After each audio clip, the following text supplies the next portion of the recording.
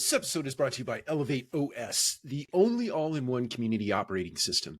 ElevateOS transforms property management, combining resident engagement, reservations, rent payments, maintenance, and concierge services into a single super app.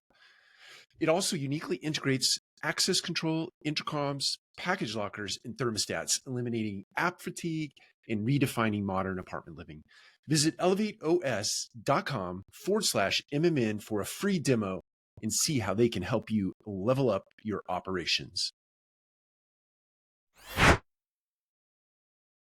Welcome to another episode of the Multifamily Collective. Today, let's talk about doing the right thing in the right moment for the right reasons. So if you're faced with a difficult circumstance, what is your kind of default position?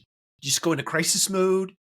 Do you go into a pause and a reflection mode? Do you get contemplative? What do you do when you see crisis? My encouragement to you is to think about this. If you're standing in front of a decision and the decision is high emotion or has high consequence or has some deeply meaningful outcome attached to the other side, stop and ask yourself, what does right look like in this circumstance?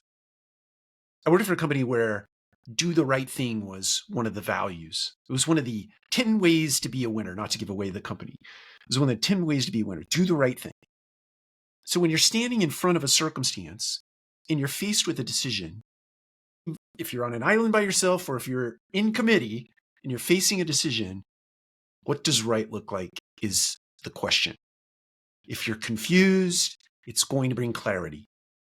It should bring clarity. What does right look like through the lens of your mission or your vision or the values of your organization? What do those things look like?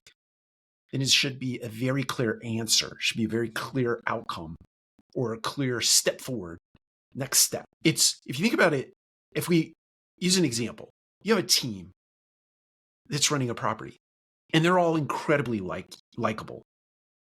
Property manager's great, assistant's great, or if you don't have an assistant, the leasing team is great. You like them all. Service side of the business, your lead supervisor, great. They're all likable. But the property is not performing. In every other metric that you can see to measure the success of the property seems to be okay, but not off the charts. If nothing else is broken and it all comes back to people, and the people are very likable, maybe they're not great leaders. Maybe they're not great managers. Maybe they're not great or good or even good at process. They're not good at the fundamentals of the business. Their customer service might be off the charts, but if their NOI is in the tank and there's some correlation there, we're letting residents get away with all kinds of sort of lack of performance toward their lease contracts, or you're not selling to the upside, or you're not renewing at the rates that you could be renewing at if you just held the line, if you were firm but fair, but maybe you're being rolled over. My encouragement would be, potentially as a leader, you might have to change people at this particular property.